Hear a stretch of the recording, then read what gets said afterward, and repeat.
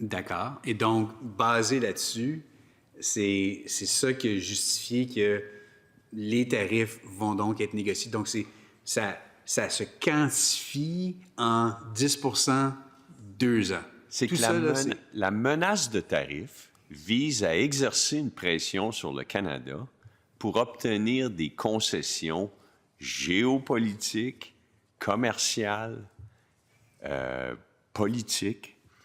Et c'est certain que les États-Unis, c'est 10 fois plus gros que le Canada, économiquement.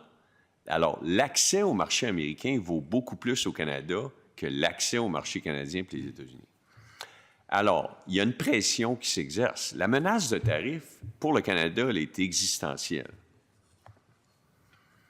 Alors, nous, ce qu'on dit, c'est que oui, la menace est présente, oui, elle a des effets, mais à la fin, puisque c'est mauvais pour les États-Unis, bien, j'hésite à utiliser l'expression « le gros bon sens ». Le gros bon sens. Mais je présume que, ultimement, la raison va prévaloir. Ouais. Voilà. D'accord. Mais donc, dans le contexte où est-ce que, bon, j'imagine que les fondations sur lesquelles ce raisonnement-là a été conçu, c'est la première expérience du premier mandat de Donald Trump, où est-ce qu'il a essayé de faire quelque chose de similaire. On a vu là, que, bon, il a dansé rapidement, etc. On s'attend donc, grosso modo, au même genre de réflexion. Il n'y a rien dans le comportement actuel de la nouvelle administration Trump qui laisse croire qu'on ne peut pas vraiment se baser. Est-ce que vraiment pour lui c'est important là, qu'il y ait une récession mondiale, nord-américaine? C'est-à-dire qu'on n'en a aucune idée, là, ce qui va se passer la semaine prochaine. On a parlé à l'ambassadrice du Canada à Washington, qui est extrêmement compétente, puis qui a rencontré ses équipes. Puis on entend que mardi, les pays seraient peut-être en 3 catégories. Puis le Canada, on souhaite être dans la première catégorie, celle que les tarifs seront moins élevés. Mais tout ça, là, c'est de la spéculation. On va le savoir mardi. Alors nous, il y a un scénario alternatif qui suppose des tarifs de 25 %, pas permanents, pour 2 ans. On l'a, ce scénario-là. C'est une récession au Québec. Puis pourquoi 2 ans? Bien, c'est un choix, là, parce qu'à un moment donné, il y a peut-être des élections de mi-mandat dans 2 ans. Alors, on s'est arrêté là. OK.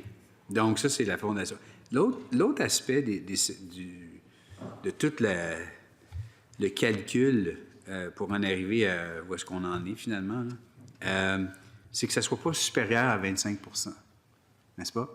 Donc, ma question, c'est, advenant des cas où est-ce que, par exemple, on l'a entendu déjà là, sur les produits agricoles, les menaces de l'administration Trump, là, d'aller jusqu'à 250, voire 400 %, là, OK? Est-ce que ça a été quantifié dans vos calculs? Bien, encore une fois, 25 % sur l'ensemble des biens, c'est une moyenne. Alors, peut-être qu'il peut y avoir un scénario où certains biens sont à 50 % puis d'autres biens ne le sont pas. Puis en moyenne, ça donne 25 %. On travaille avec des hypothèses. Alors, l'hypothèse, c'est 25 % sur l'ensemble des biens dans le scénario alternatif, avec des représailles sur des montants équivalents par le Canada. Et pour 2 ans. Puis encore une fois, si c'est 50 % pendant 1 an, bien, ça va être catastrophique, mais ça ressemble à 25 % pendant 2 ans. Il vous reste moins de 6 minutes. Merci, Monsieur le Président. Est-ce qu'il aura un autre tour de parole après? Éventuellement, oui. Éventuellement. Parfait. Vous donc, juste pour qu'on soit clair, donc l'industrie agricole au Québec, ça représente combien approximativement du produit intérieur brut en pourcentage? C'est petit. Je pense que c'est de l'ordre de 4 %. On va vous le trouver. Vous pouvez continuer avec vos questions. Donc, je dirais 4 % du PIB. On reviendra là-dessus. Hier, vous avez dit que, bon, vous aviez mis en place là, des mesures spécifiques pour répondre aux menaces tarifaires pour nos entreprises québécoises. J'ai évidemment vu la liste là, dans le livre du budget, exactement la page, je pense qu'on commence à la B59, là, pour être plus précis. J'aimerais ça, si c'était possible, que vous m'expliquiez, premièrement, bon, vous dites que c'est 1 milliard, quasiment 1,1 milliard de dollars. On parlait aussi là, de prévisions là, pour incertitude, mauvaise éventualité. Vous avez additionné là, un 500 millions par rapport à ça.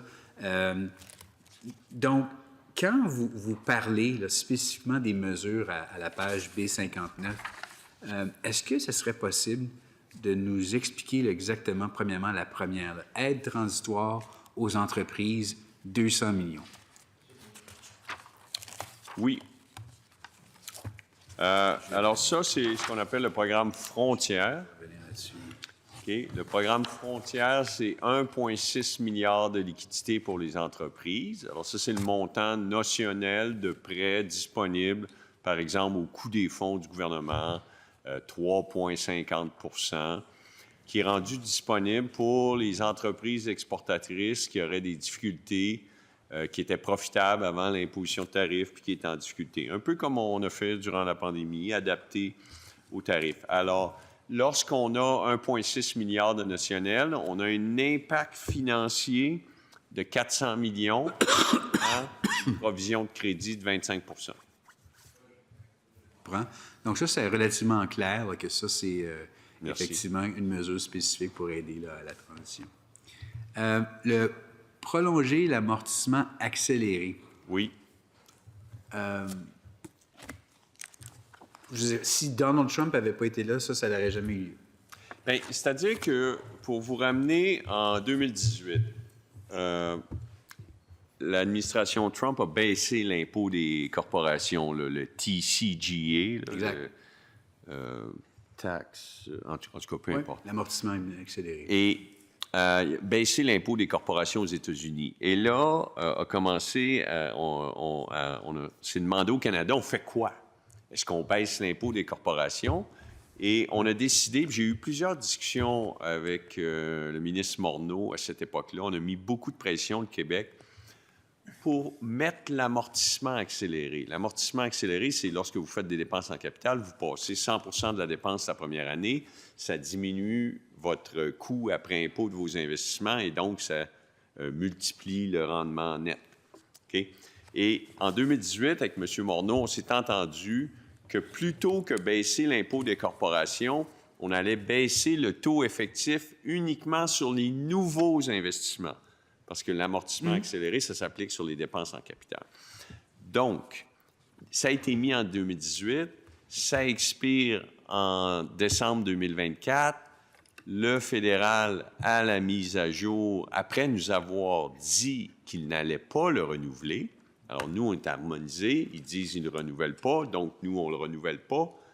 Et là, surprise, à mise à jour, le gouvernement fédéral renouvelle l'amortissement accéléré. Alors, on était vraiment surpris de ça. C'est parfait. Il y a juste un problème. Ils n'ont pas déposé la législation cohérente avec leur volonté politique ou leur affirmation. Ils ont ajourné la Chambre des communes. Ils n'ont pas déposé de projet de loi. Alors, ils créent de l'incertitude fiscale. Mais nous, ce qu'on dit, c'est que c'est une excellente mesure et on a provisionné les sommes pour harmoniser l'amortissement accéléré avec le gouvernement fédéral lorsqu'il déposera sa législation. D'accord. Donc, si ça n'avait pas eu lieu, on aurait été donc moins compétitif pour nos entreprises. Est-ce que l'administration Trump, le deuxième mandat de Trump, a-t-il une raison d'être par rapport à ça? Je veux dire, ça, c'est quelque chose qu'on aurait fait. Bien, c'est-à-dire que dans le TCJA, là, j'aimerais bien avoir l'expression du TCJA, là, mais c'est Job Act, là, Tax Cut Job Act, quelque chose comme ça. Tiens, je vais me risquer. La diminution de l'impôt corporatif est permanente. Et ce qu'on parle présentement, lorsqu'on dit, la nouvelle administration veut financer ces baisses d'impôts, c'est les baisses d'impôts pour les particuliers qu'ils veulent renouveler, extensionner et peut-être même en faire d'autres, mais les baisses d'impôts corporatifs sont permanentes. Malheureusement, c'est tout le temps qui nous restait pour ce premier bloc.